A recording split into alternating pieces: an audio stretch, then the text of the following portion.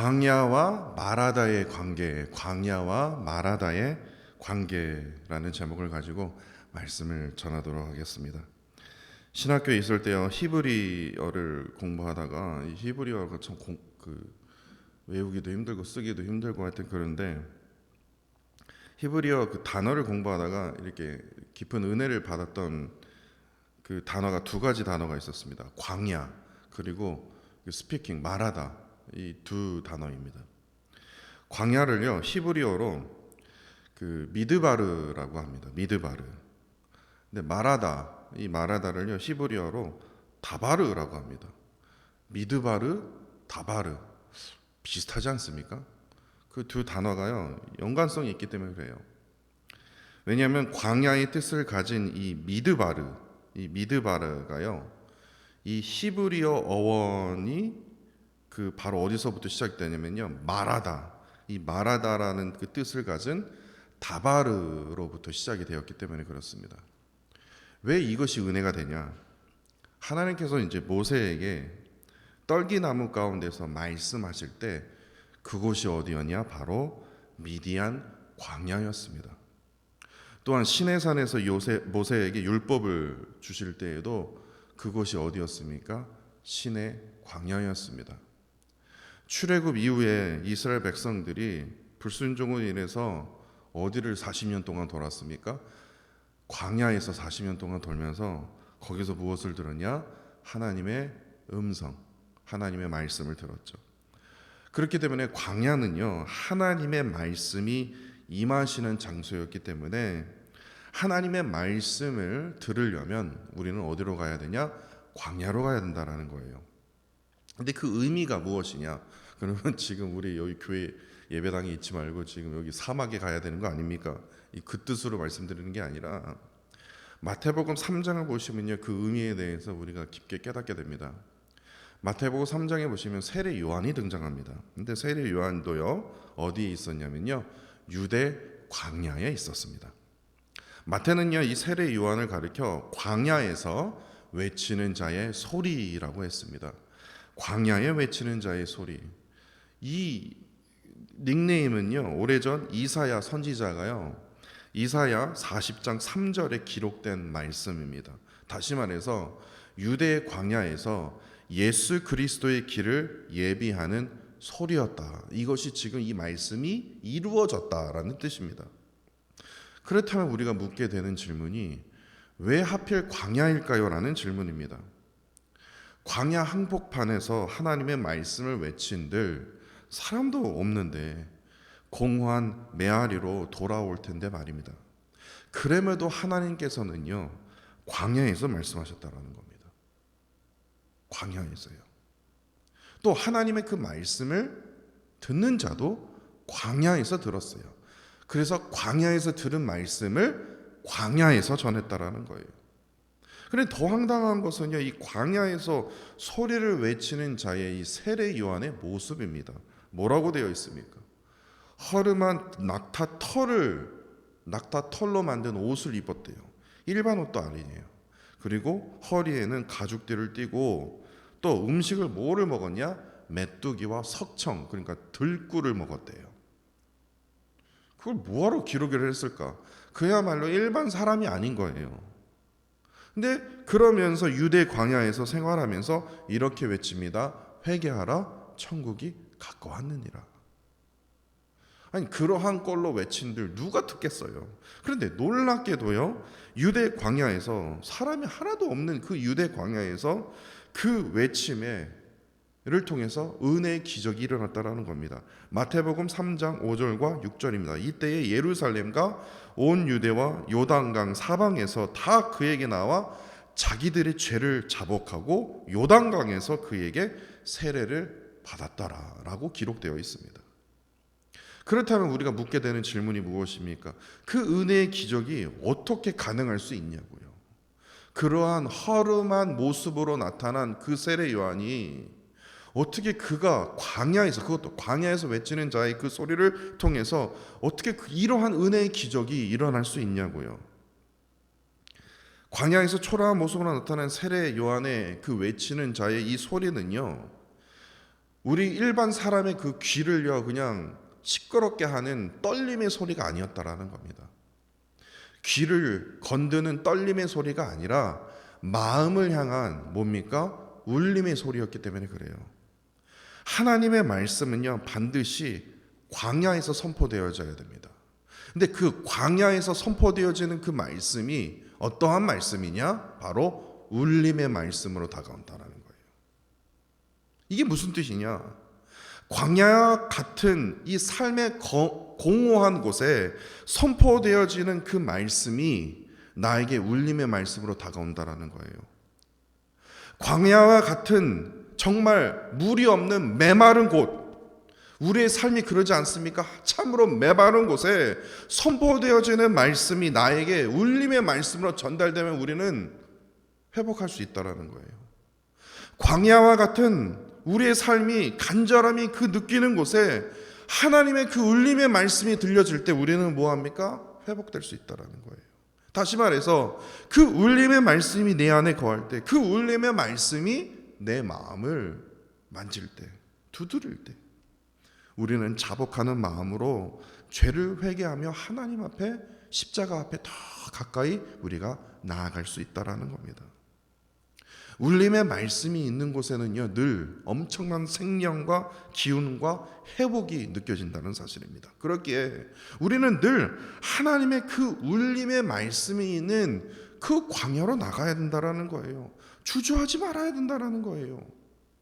그 광야의 자리에 하나님의 그 입으로부터 나오는 이 울림의 말씀이 나에게 임하여질 때 이로부터요 하나님의 놀라운 기적이 우리의 삶을 통해서 나타내 보여진다라는 사실입니다.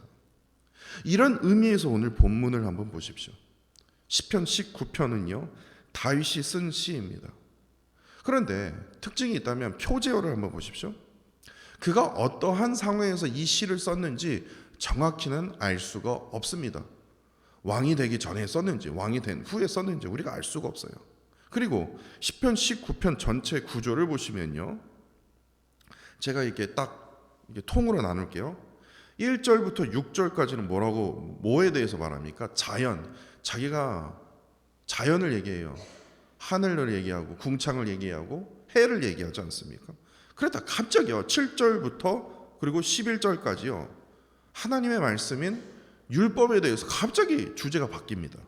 자연으로 갔다가 갑자기 하나님의 말씀으로 돌아가요. 그리고 나서 12절부터 14절까지는요 자신의 개인의 기도의 고백으로 끝을 맺습니다. 그러니까 다시 말해서 시편 19편은요 조금 짬뽕이에요. 자연, 율법 그리고 기도가 이렇게 엉클어져 있다는 느낌이 듭니다. 그렇기 때문에 어떻게 이 시가 이 세 가지 주제로 어떻게 서로가 연관성이 있는지 이해가 쉽지가 않아요. 그럼에도 이 시편 4색이라는 제 책에서 제가 그 글을 읽었는데 시편 4색이라는 책을 이 C.S. 루이스가 썼는데 이 C.S. 루이스가요 시편 19편을요 평가하기를 이렇게 평가했습니다. 시편 중에서 150편의 시편 중에서 가장 훌륭한 시이자 세계에서 가장 뛰어난 서정시 중에 하나다. 그래서 제가 그 글을 읽으면서 그게 왜? 이해가 안 가는 거예요. 왜냐면 구조만 봐도 이상하게 이게 뭐야 이게? 그래서 제가 얼마나 이거를 찾으려고 얼마나 노력을 했는지 모릅니다. 그래서 이 말씀이 이 논리적으로 이게 영광성이 있는지 계속 묵상하면서 고민하면서 기도하면서 살펴볼 그 은혜를 지금 나누고자 합니다. 먼저 1절부터 6절을 자세히 보시면요 다윗은요 뭐를 먼저 생각합니까? 하늘과 궁창을 생각합니다. 근데 그 하늘과 궁창을 보면서 생각하면서 무엇이 떠올랐냐면 하나님이 떠올랐다라는 거예요. 그러면서 하는 말이 귀에서 들리지 않고 자신의 귀에 들리지 않고 또한 그 들리는 음성을 자신의 언어로 표현할 수는 없지만 하나님의 소리가 이 하늘과 궁창으로부터 뭐합니까? 그 하나님의 소리가 세상의 끝까지 이른다고 고백합니다. 그리고 그 다음에요 이어서 하늘과 궁창에 떠 있는 뭐합니까? 해를 생각해요. 해를 봅니다. 다시 말해서 태양을 생각합니다. 태양을 통해서 하나님의 영광이 얼마나 대단한지를 고백하면서 태양에게 찬란한 영광과 이 강력한 힘으로 온 세상이 어떠한 열기로요? 태양의 열기로 가득하기에 그 태양의 열기로 피할 자가 어느 누구도 없다고 고백하면서 온 세상이 하나님의 영광, 이 태양으로부터 시작된 하나님의 영광이 가득함을 노래하고 있다는 겁니다. 다윗은요, 왕으로 성전에서 보내는 시간만큼 일반인으로 그 사울 왕을 피해서요 광야에서 보낸 날들이 참으로 많았지 않습니까? 제가 저번 시간에 말씀드렸듯이 다윗이 피했던 광야가 있는데요, 첫 번째로 10광야입니다. 그리고 마온 광야입니다. 그리고 엔게디 광야입니다. 그리고 바란 광야입니다. 다시 말해서 이스라엘 주변에 있는 광야들은 다 돌아다녔을 거예요. 그 광야 속에서 자신은 그것을 보았을 거예요. 공허하고 메마르고 간절함이 깃든 그 광야로 자신의 몸을 피하면서 다윗은 홀로 무엇을 보았겠습니까? 다윗은 홀로 하늘과 궁창을 보면서, 특별히 그 광야에 뭐가 떠오릅니까? 뜨거운 태양이요. 그 강렬한 태양의 그 열기를 통해서 그가 지친 게 아니라, 더 메마른 게 아니라 어떻게 합니까? 하나님을 경험했다라는 거예요. 하나님을 체험했다라는 거예요. 다윗에게 태양은요, 하나님의 말씀인 율법과도 같다라는 겁니다. 저는 그걸 깨달았어요. 7절을 한번 보세요. 그 율법을요, 태양의 빛으로 한번 바꿔서 한번 생각을 해보십시오. 7절부터 이제 9절까지요. 제가 다시 한번 해석을 해드릴게요. 7절에요, 율법은 이렇게 되어 있지 않습니까? 근데 그거를요 이렇게 생각해 보세요. 태양에 비친 율법은 이렇게 바꿔서요. 그래서 제가 다시 한번 읽어드릴게요. 7절에서요, 태양에 비친 율법은 완전합니다. 그리고 영혼을 되살립니다. 태양에 비친 증거는 어리석은 사람을 지혜롭게 만듭니다. 8절에 태양에 비친 교훈은 마음을 올바르게 하고 기쁨을 줍니다. 태양에 비친 계명은 순전해서 우리의 눈을 밝혀줍니다.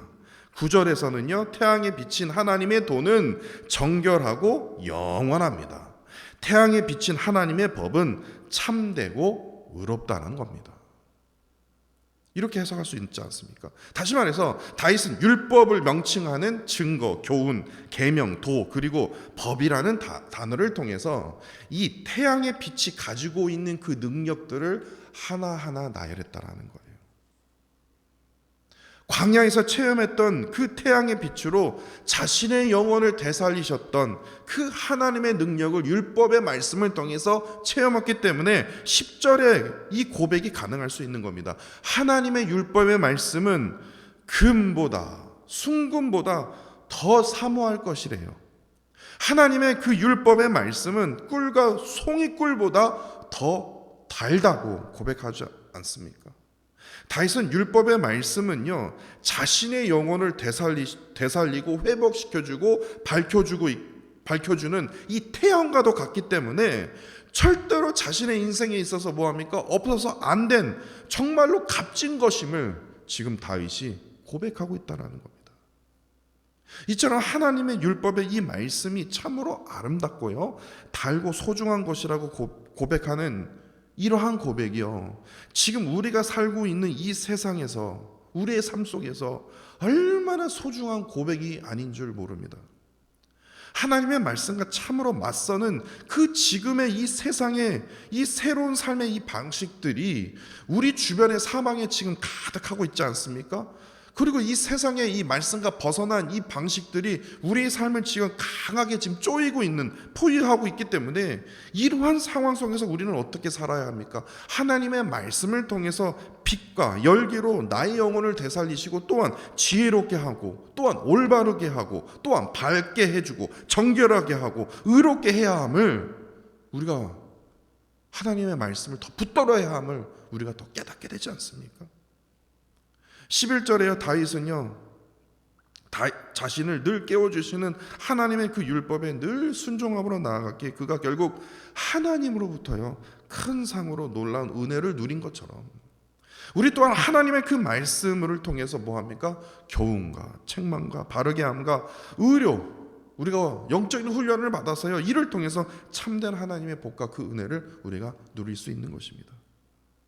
이어서 다윗은 12절에서요, 하나님의 율법의 그 말씀이 없이 스스로 자신의 그 허물을 깨달을 자가 없음을 고백하면서 자기에게 감추어진 이 죄의 허물을 스스로 벗어날 수 없음을 지금 고백하고 있는데, 그러면서 13절에서요, 다윗은 하나님께서 허락하신 그 율법의 말씀으로 자신에게 발견된 이 두 가지 죄에서 벗어나도록 간절히 간구하고 있습니다. 첫 번째로 뭐냐면요, 자신이 알고도 죄 짓는 일이 없게 해달라고 간구합니다. 그리고 두 번째로 율법의 말씀을 통해서 죄가 나를 지배하지 못하도록 인도해달라고 간절히 간구하고 있다는 겁니다. 율법을 묵상하고 그 말씀에 순종함으로 간구하는 것이요, 하나님의 그 도우심을 받는 비결임을 지금 다윗이 알려주고 있는데, 즉 지금 율법의 그 말씀의 그 기능과 또한 신앙적인 그 유익을 지금 말해주고 있지 않습니까? 율법의 말씀으로 나 자신의 죄를 발견하게 되고, 이를 통해서 참된 회개로 하여금 불순종의 삶으로부터 벗어나 하나님께서 원하시는 이 거듭난 삶을 살아갈 수 있음을 지금 다윗이 고백하고 있는 것입니다. 이처럼 우리가 매일 읽는, 또한 매일 듣는 하나님의 말씀은요, 그냥 귀로 듣고 흘러가는 그런 능력 없는 말씀이 아니라 우리의 삶을요, 거듭난 생명으로 가져다 두기에 하나님의 말씀이요, 진짜예요, 육신에 위한 그 음식보다 더 귀한 것임을 우리가 깨닫게 되지 않습니까? 그렇기 때문에 하나님의 그 말씀을 우리가 얼마나 붙들고 있냐, 그 말씀에 대해서 우리가 얼마나 순종하고 있느냐에 따라서 우리에게 부어주시는 그 은혜의 농도가 틀리다라는 거예요. 그 복의 그 은혜가 날마다 달라진다라는 겁니다. 다윗은 이것을 깨닫기에 그가 간절히 원하는 것을 고백하면서 마지막 14절의 고백으로 그 시가 마치지 않습니까? 나의 반석이시오 나의 구원의 신 여호와여, 내 입의 말과 마음의 묵상이 주님 앞에 연락되기를 간절히 원하이다. 간절히 원하이다. 다시 말해서 자신의 말과 마음의 생각이요, 하나님 앞에 합당하여서 이를 통해서 오직 하나님만이 기쁘게 받으시기를 간절히 원했다라는 겁니다. 하나님께 기쁘시게 받으실 만한 것들로 가득 차는 것이 우리의 삶의 목적이 되어진다면 어떠한 현상이 벌어질까요? 우리의 일상은요, 세상과 구별된 거룩한 삶을 통해서 하나님의 능력을요, 날마다 나타내 보일 것입니다. 그렇게 오늘 본문은요, 저는 이렇게 생각합니다. 우리 보고 광야로 나가라는 거예요. 광야로 나아가 그 울림의 말씀을 들으라는 거예요. 지금 이 시간이, 이 자리가 광야의 자리 아닙니까? 그렇지 않습니까? 하나님의 음성만 들리지 않습니까? 하나님의 그 울림의 말씀이 나의 영혼을 지금 만지고 있지 않습니까? 비록 우리의 삶이 참으로 공허합니다. 어떤 분들은 메마른 느낌이 들 거예요. 어떤 분들은 모든 게 간절해요. 그렇게 공허하고 메말랐으며 간절함이 가득한 이 광야와 같은 삶이지만요, 그럼에도 그곳에 어떠한 것이 있다고요? 하나님께서 선포하신 울림의 말씀이 반드시 지금 존재하고 있음을 반드시 기억하십시오. 창세기 1장 2절을 보시면요, 태초의 세상은요 혼돈하고 공허했고 흑암 위에 깊었다고 기록하고 있지 않습니까? 그런데 하나님께서요, 아주 중요한 포인트가 이거예요. 6일 동안 창조를 통해서 혼돈과 공허와 흑암의 그 세상을요, 하나님께서 보시기에 좋았더라 할 만큼 뭐합니까? 바르게 정돈시키셨다라는 거예요. 정돈이요. 그러면 하나님께서 어떻게 이 어지러운 세상을 정돈시켜 주셨습니까? 1장을 보니까요, 하나님이 이르시되, 광야 같은 세상이에요, 어두운 세상에 혼돈하고 어지러운 세상이에요, 하나님이 이르시되 6장에 보면요, 그게 하나님이 이르시되 그러니까 하나님께서 말씀하셨어요. 그걸 몇 번 반복한 줄 압니까? 제가 동그라미를 쳐보니까요, 9번이나 하나님께서 미드마루 한 그 세상에 다마르 하나님께서 말씀하시되 광야에서 하나님께서 9번이나 계속해서 말씀하셨어요. 말씀하신 이유가 뭡니까? 잔소리요? 아니요.